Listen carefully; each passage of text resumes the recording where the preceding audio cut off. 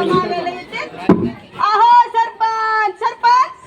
हो बायजाबाई या या या या या काय या या या या. अहो सकाळपासून पाणी नाही नळाला. 15 दिवस झालं. रोज सकाळ पाणी सकाळ पाणी. अहो सकाळ तरी होणार आहे का नाही तुमची पाण्याची? आणि तुम्ही हांडा घेऊन डायरेक्ट ग्रामपंचायत मध्ये? अहो मग आता मी तर जिल्ह्याला जाणार होते पण म्हणलं आधी तुम्हाला भेटाव. पाण्याची काय लावतात सोय तुम्ही? बायजाबाई एक सांगा, तुमच्याकडे जमीन किती आहे? जमीन? हा? आता माझ्या जमिनीचा माझ्या पाण्याचा काय संबंध? तेवढं सांगा, जमीन किती आहे? Acre 1 acre. त्याच्यामध्ये झाडं किती? झाड हा झाड बिड नाही नुसती जमीन आहे मला. मग नुसतंच पाणी पाहिजे तुम्हाला? झाडं लावल्याशिवाय पाऊस पडेल का ते सांगा. अहो पण मी हंड्याभर पाण्याचं बोलते सरपंच. अहो तुम्ही हांडाभर पाण्यामध्ये जीवन घालणार आहेत का? तुम्हाला तुमच्या शेतामध्ये बांधावर झाडं ठेवणार, तुम्ही शेतामध्ये कुठं झाडं येऊ देणार आणि पावसाची अपेक्षा करता, फुटभर पाण्याची अपेक्षा करता, कसं पाणी मिळेल? मग काय करावं म्हणता आता तुम्ही?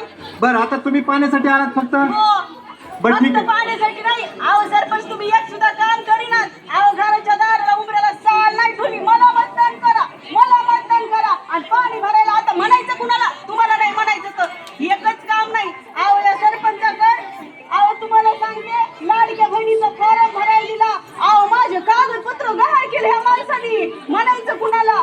हा ही पहा तुमची अशी अर्थव्यवस्था. हे असले काम हे काम आहे का आम्हाला? अहो अख्ख्या गावाचा कारभार पाहिजे आम्हाला. तुमची एक एक कागदपत्र कुठे सांभाळीत बसाव?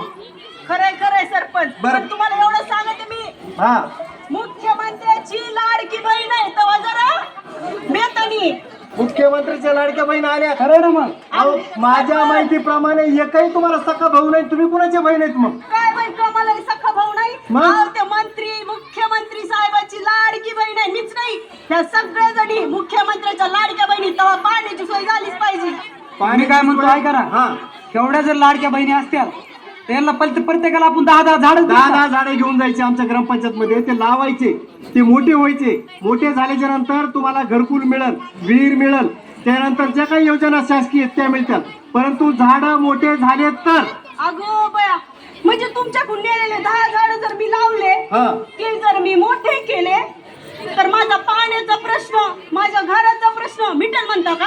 अहो मग त्याच्याशिवाय पाऊस कसा पडेल? अजून आपल्याला गावाच्या पातळीवर पाणी अडवा, पाणी जिरवा, बांध बंदिस्त ह्या योजना करायच्या आहेत आपल्याला सहभागातून. बरं. नुसत्या सरकारी का पैशाची अपेक्षा करू नका. आपण गाव म्हणून आपली सुद्धा ती जबाबदारी आहे, लक्षात घ्या. बरं बरं सरपंच, तुम्ही म्हणत असताना तर येऊ का लावलेच बघा मी गेलं कीच 10 झाडं. मग तुम्ही काळजी करू नका. आता उद्या झाडं येणार आहे, 10 झाडं घेऊन जायचे, झाडे शेतात लावायचे. तुमच्या लाडक्या बहिणीचा फॉर्म मी लगेच ग्रामपंचायत मधून भरतो, तुम्हाला लगेच पगार चालू. बरं बरं बरं, मग मी काय करते आता, समजा गावात जाते, असं बी मला काही काम नाही, हा. जाते सगळ्यांना जाऊन सांगते की अगं आपण सगळ्याजणी काय करू, सरपंचाने दिलेले झाड नीट दिसते नावाला नाही तर नीट लावू आणि मोठे करू, म्हणजे आपल्याला पाण्याचा प्रश्न मिटल. येऊ का मग मी? आपल्याला नाही, मग कारण हे जर तुम्ही आज झाडं लावले तर तुमच्या नातरांना हंडा घेऊन जायची पाळी येणार नाही. खरे होय खरे. अहो पिढ्यान पिढ्या आमच्या गावाला तर ह्या थेंब नाही आहो पाण्याचा. लावू आम्ही झाड ठीक आहे, आता लावू. काळजी करू नका. उद्या या, झाडे घेऊन जा. बरं, बरं, बरं. तुमच्या बहिणीचा, लाडक्या बहिणीचा फॉर्म सुद्धा आम्ही फ्री मध्ये भरून देऊ. बरं बरं बरं. चालतंय, या. या तुम्ही आता. येऊ का मग हो, हो, हो. सरपंच? बरं बरं. बर मी काय म्हणतोय, रामशेठ साहेब, आपल्याला उद्याच्या उद्या आता तालुक्यात जायचं, झाडं घेऊन यायचे. गावामध्ये ज्या काही योजना आहेत प्रत्येकाने झाडं वाढवल्याशिवाय त्यांना कुठल्याच योजना द्यायच्या द्यायच्या नाही, नाहीत. त्याच्यापासून वंचित ठेवायचं. मी काय म्हणतो, अजून जर आपण एक पर्याय केला तर हा. तुम्ही असं बी 8 दिवसाला प्रत्येक गावातला कोणाचा तरी एक बर्थडे असतो. राम राम राम राम. अहो, शामराव तुम्ही या या या या कस काय आला ग्रामपंचायत मध्ये? हो हो बरं झालं, माझ्या आताशी लक्षात आलं.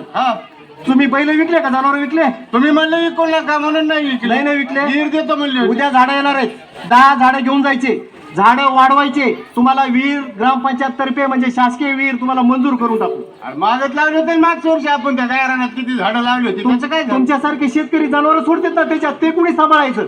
त्याला कंपाऊंडची योजना काही असं काही करा ना ते त्याला. आता शासनाला दोष देऊ नका, दोष तुमचा सुद्धा आहे. तुम्ही ते झाडं दुसऱ्याच्या एका शेतात असताना त्यांच्या झाडावर जनावर सोडता, शेळ्या सोडता, मेंढ्या सोडता, असं कशाला करता?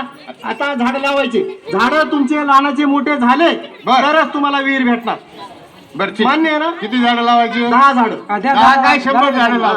झाडं द्या आणि सकाळचं हे काय नाव उद्या घेऊन. आम्ही झाडं घेऊन येतोय 10 झाडं घेऊन जायची तुमची विहीर मंजूर करून टाकू. बर ठीक आहे, या आता तुम्ही बरं मी काय म्हणतो सरपंच बोला. आपण झाडं बऱ्याच जणांना द्यायचं नियोजन झालं हा. तेवढी तयारी पण केली. पण आता काय करतो प्रत्येक गावामध्ये 8 दिवसाला कुणाचा ना कुणाचा बर्थडे.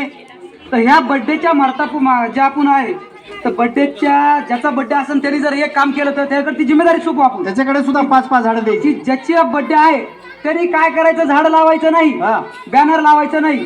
फक्त ज्यांनी झाडं लावले त्याच्या झाडाला फक्त पाणी घालायचं काम करायचं. हा, चांगली संकल्पना हा. आहे. त्याच्याशिवाय आपलं गाव पाणीदार होणार नाही. गावामध्ये बाग बंदिस्त वगैरे या सर्व गोष्टी आपल्याला चालू करायच्या आहेत. तेव्हा चला आपण आता कामाला लागूया. चालतं. चला. या ठिकाणी चालू परिस्थितीवर जो दुष्काळाचा आपल्याला सामना करावा लागतोय तर लक्षात घ्या आपण सर्व गावकरी त्यासाठी जबाबदार असतो. एकटा सरपंच, एकटा ग्रामसेवक किंवा अजून वरचे अधिकारी याला काही करू शकत नाहीत. कारण आपल्या शेतावर बांधावर जर झाडं असेल तर भावाभावाचे भांडणं गावागावातून सुरू झालेत. अरे ते झाडं तुम्ही जगवा, वाढवा. झाडं वाढल्याशिवाय पाणी होणार नाही आणि आपलं गाव